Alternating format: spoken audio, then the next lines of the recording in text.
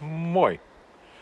Ollaankin tässä talvisessa puutarhassa ja mietitään kovasti, että minkälaisia puutarhatöitä voi keskellä talvea tehdä muutakin kuin lumitöitä. Lunta on tullut runsaasti tänne meidänkin puutarhaan.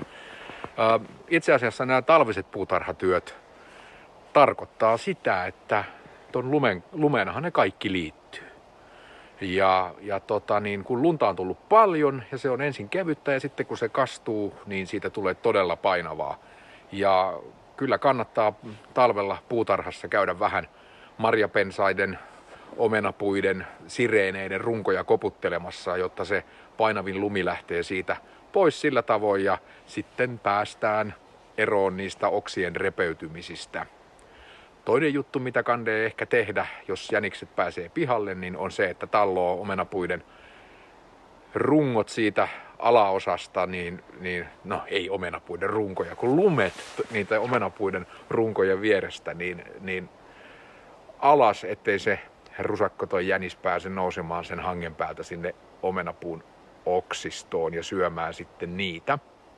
Ja kolmas asia, mikä liittyy talvisiin puutarhahommiin, niin jos teillä on kasvihuoneita, niin niihin liittyviä asioita on syytä tehdä.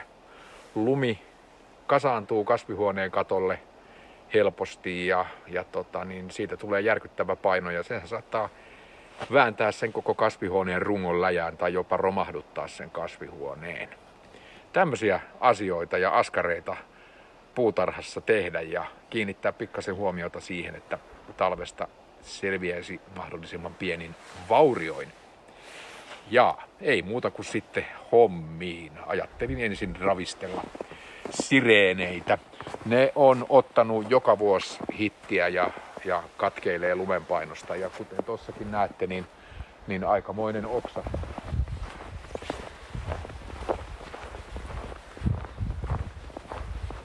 Aikamoinen lumi oksistossa on. Ja nythän tää on tietysti sellaista puuhaa, että tässä hommassa kannattaa vähän suojautua. Ja katsotaan kuinka paljon tää oksa tästä nousee, kun lumet saadaan siitä pois aika tavalla.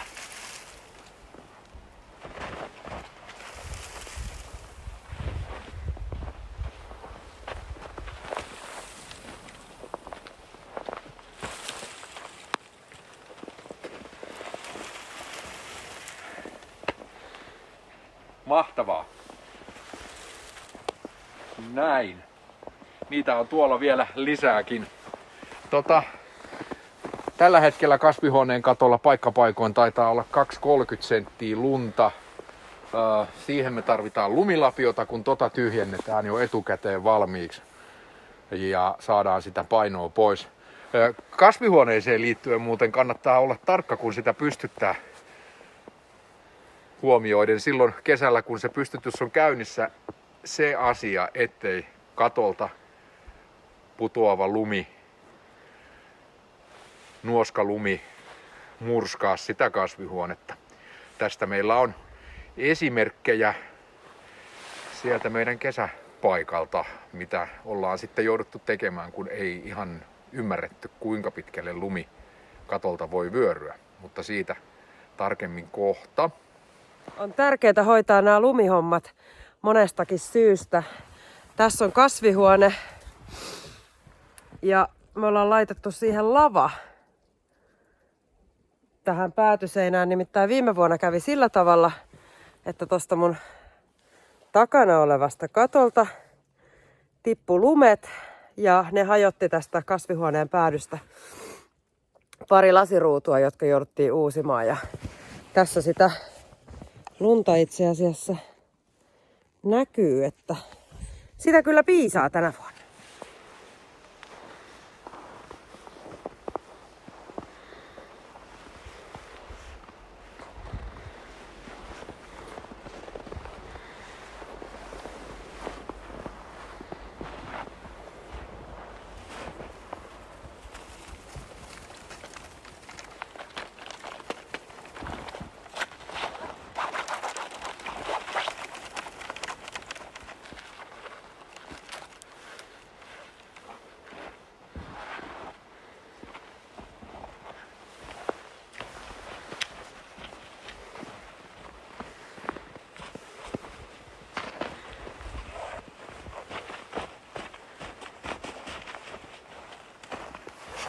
tällä tavalla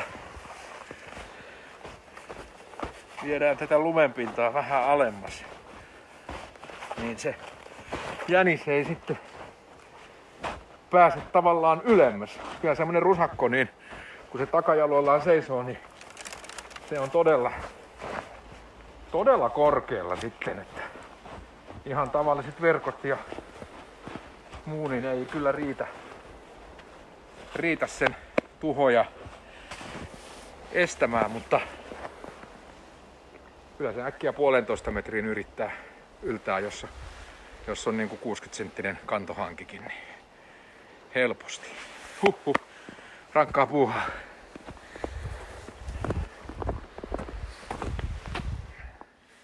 Täällä olohuoneen nurkassa tällaisen Airavin kasvilampun alla meillä on ollut koko talven chili. Kesän tää kasvoi siis kasvihuoneessa. Ja hassuja purkkeja on tän ison ruukun tyvellä ihan tuon kasvivalon hyödyntämisen takia. Eli pari pistokasta tästä kyseisestä chilistä on otettu ja tossa on sitten jouluruusu. Mutta se, mikä tässä on mielenkiintoista, on siis tämä, että tämä chili kukkii ja täällä on alkuja. Tuolla. Ja tossa on noin iso alku. Kerran tää tiputti lehdet ja joutui kirvainvaasion kohteeksi, mutta saatiin sitten suihkuttelemalla tuholaiset pois ja nyt se voi erittäin hyvin, on tehnyt uudet lehdet ja vähän tätä voisi nyt tietysti leikellä, mutta kukkii ja yrittää tehdä satoa. Mielenkiintoista. Mutta kerrankin tämä chilien talvehdittaminen on onnistunut. Viherpeukkua tykyttää ja rajusti. Kasvimaa on lumenpeitossa ja en tiedä. Kai sekin kevättä odottaa niin kuin me. Nyt olisi oikea aika alkaa suunnittelemaan, että mitä sitä tänä vuonna kasvatetaan. Yksi varma ja pysyvä osa meidän kasvimaa lajikkeita on ainakin punajuuri. Sitä laitetaan ja tänä vuonna voi olla, että ei laiteta perunaa. Mutta ajatukset elää, joten nähtäväksi jää, mitä sitten toukokuussa aletaan tänne touhumaan. Moi!